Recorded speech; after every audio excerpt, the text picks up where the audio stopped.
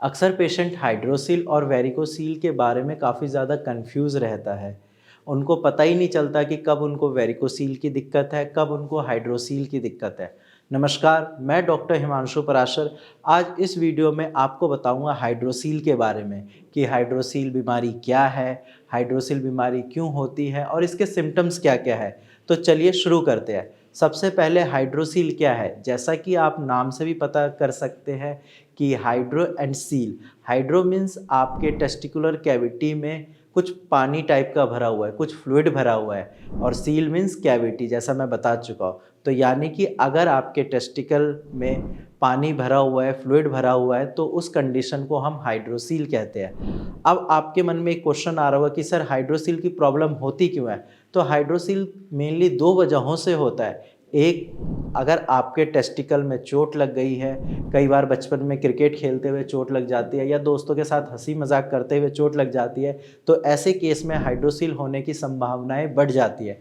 इसके साथ साथ अगर आपके टेस्टिकल में या टेस्टिकल के आसपास कोई इन्फेक्शन है, कोई बैक्टीरियल वायरल इन्फेक्शन है, तो इस वजह से भी हाइड्रोसील की दिक्कत होती है। अब अगर हम बात करते हैं कि हाइड्रोसील के सिम्टम्स क्या हैं, कैसे पता करें कि हाइड्रोसील की प्रॉब्लम है, तो हाइड्रोसील का कोई मेन खास सिम्टम्स तो नहीं है, बट हाँ कुछ सिम्टम्स है जिस वजह से आप पता कर सकते हैं। सबसे पहले आपके टेस्टिकल का साइज़ बड़ा हो जाएगा, क्योंकि वहाँ पे फ्लूइड कलेक्शन है, तो आपको खुद लगेगा कि एक टेस्टिकल बड़ा है, एक छोटा है। इसके साथ साथ जब आप वॉक करते हैं तो आपको अनईजीनेस सा फील होगा। कई बार ऐसा लगेगा कि सर वॉक सही से नहीं कर पा रहा हूँ, और टेस्टिकल में स्वेलिंग की भी दिक्कत होगी। बट एक चीज़ का ध्यान रखना है कि हाइड्रोसील में पेन ना के बराबर होता है या बहुत कम होता है, वहीं वेरिकोसील में पेन होता है। तो ये हो गए हाइड्रोसील के सिम्टम्स। अब अगर आपको डाउट है कि आपको हाइड्रोसील की दिक्कत है या नहीं है, तो आप एक टेस्ट करवा लीजिए। टेस्ट का नाम है यूएसजी स्क्रोटम।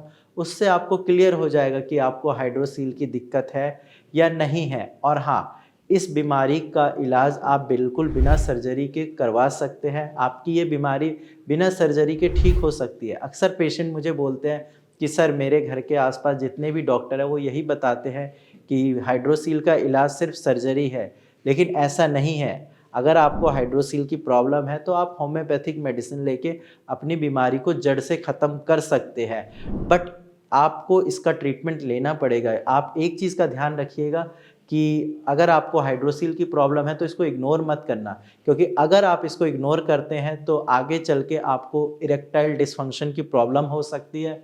साथ में आपका स्पर्म काउंट भी कम हो सकता है। आप कहीं से भी ट्रीटमेंट लीजिए, उसके लिए कोई मना नहीं है, लेकिन हाँ अपना हाइड्रोसील ठीक करिए, क्योंकि हर डॉक्टर का एक ही मकसद होता है पेशेंट को ठीक करना, फिर चाहे एलोपैथिक हो, आयुर्वेदिक हो या होम्योपैथिक डॉक्टर हो। तो आपको जैसा भी ठीक लगे, अगर आप अपनी बीमारी को जड़ से ख़त्म करना चाहते हैं बिना सर्जरी के, तो आप होम्योपैथिक मेडिसिन ट्राई करिए। नहीं तो अगर आप सर्जरी कराना चाहते हैं तो आप सर्जरी भी करा सकते हैं, बट सर्जरी के कुछ साइड इफ़ेक्ट्स भी होते हैं।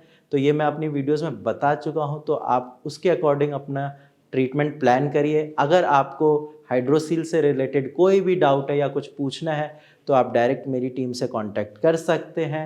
आप अपनी रिपोर्ट शेयर करिए, हम आपको काफ़ी अच्छे से गाइड कर देंगे। आज की वीडियो में इतना ही। धन्यवाद।